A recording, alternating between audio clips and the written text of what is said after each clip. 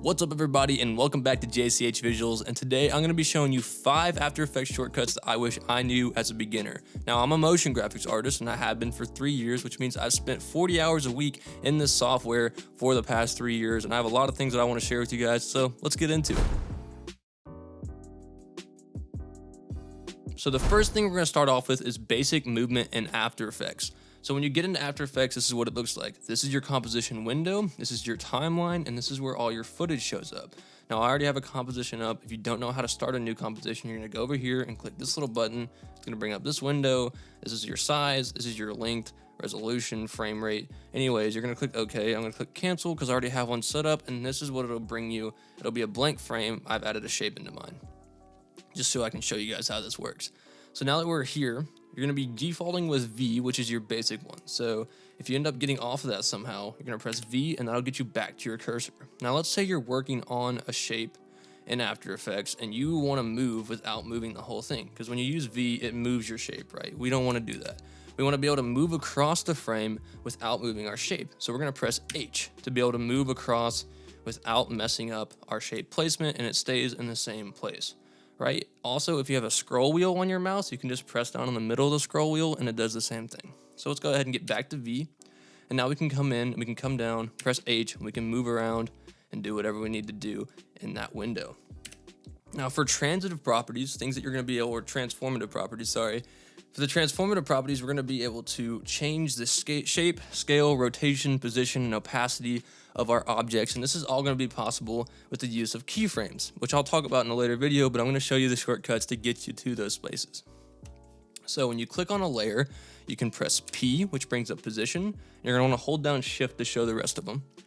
So you're going to press Shift S, and that'll bring up scale. You're going to press down Shift T to bring up opacity. You're going to press down Shift R to bring up rotation. And these are all your different transforms you can do within After Effects. There's a few more as well, but these are the main big 4 that you'll use. So with position, you can move it left to right, up and down, right? With scale, you can go bigger or smaller. That's what scale is, right? Rotation, you can spin around the anchor point axis, and opacity, well, we should all know what that means at this point. So yeah, that's the basic movements and basic transformative properties. In After Effects, let's move on to the next one. Alright, so let's say you just created your comp and it's made for YouTube, but oh no, your boss wanted you to make it for Instagram. No worries, we can change that super easy. So here I have a basic comp that I've made. There's nothing in it, it's just the background. So we're going to press Control or Command K. I'm working on a PC right now, but I do work on a Mac at work, so this is for both of y'all. If I say Control, it means Command, and vice versa. Just a heads up. So when you get into your comp and you need to change the size or length, you're going to press Command K, and that brings up this window. So 1920 by 1080 is full HD for YouTube. For Instagram, it's 4:5. Let's change this to 1280 by 1600. And that is going to change your frame size. But then you say, oh man, I made it 30 seconds. It needs to be 2 minutes and 30 seconds. No worries. We're going to come down here. We're going to get rid of that 0, and we're going to make it 2 minutes and 30 seconds. And now look at that, you changed the length and time of your composition. You can press plus and minus to zoom in and out of your timeline to see how long it is. And as you can see here, it is 2.5 minutes long now. Okay, now let's move on to the next one, which is Control Shift D or Option Bracket. Now I put both of these together because they essentially do the same thing, just in different types of standards. So let's take a look at this. Command Shift D will split your active layer. So let's say we have this shape layer right here, this star, and it's linked to the null object. And I don't want it to be linked to the null object for the whole thing. So I'm going to bring it halfway through this animation, and I'm going to press Control Shift D, and that's going to split my layer in half. Now I can go over here to the layer selection, turn off the link parent, or the parent link to the null object, and it's no longer linked in the front half, but it is in the second half. Now, this really doesn't apply in this situation because I didn't really move anything with a null, but that's for future reference. If you need to split a layer, it's Command Shift D. Now, what is Option Bracket, you're asking? And that is how you trim layers. So when I do things in motion graphics, I want to make sure I keep my comp clean and not super messy. So if I make a short 10 frame animation, I don't want 80 frames hanging off the end. So we're going to come down here to the end. We're going to click on all 3 of our layers, and we're going to press Alt or Option on Mac and right bracket, and that trims it all down to size. And you can do the same thing with the left bracket as well,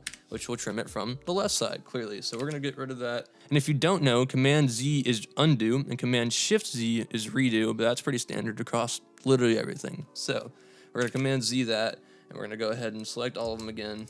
Alt, right bracket, and now it's all trimmed up.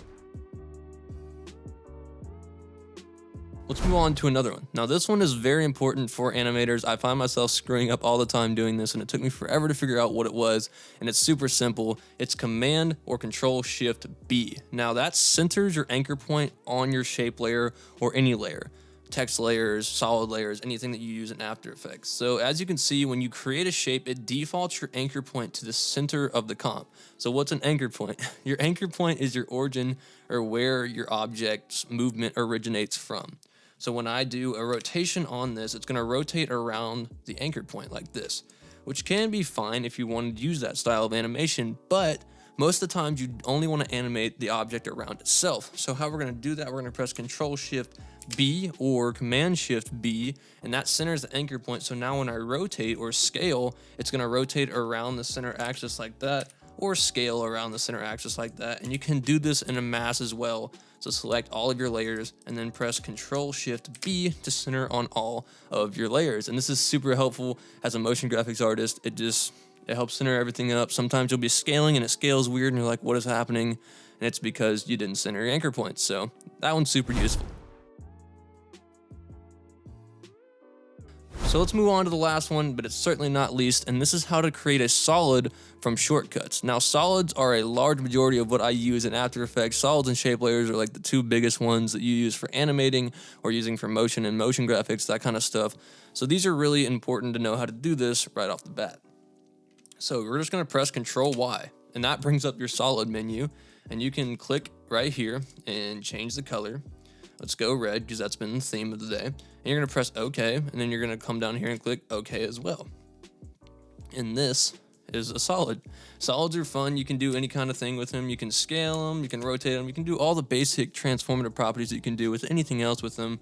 But also they're really good for creating masks, that kind of stuff. I do a lot of drawing with shape layers, with solid layers, shape layers as well, but solids are really good for filling. If you create an outline, you want to fill it in, you can just bring in a solid and you can mask around it to fill in the middle. So that's all I got for you guys today. If you want to see more of these shortcuts, subscribe, hit the like button, and let me know down in the comments what you can't figure out in After Effects, and I may be able to help you guys. This has been JCH Visuals. Sorry I've been gone for yet another year without posting. I tried music because I really wanted to pursue music, and at the end of the day, I think I just realized that I'm better at this stuff because I already have more knowledge in it, and I spent way too much money investing in camera and video. So yeah, I got a ton of After Effects things I'm going to be sharing with you guys, and a couple different other videos as well, but it'll be mostly animation-based motion graphics type stuff. So let me know in the comments what you guys want to learn, and I'll see you in the next video. Peace out.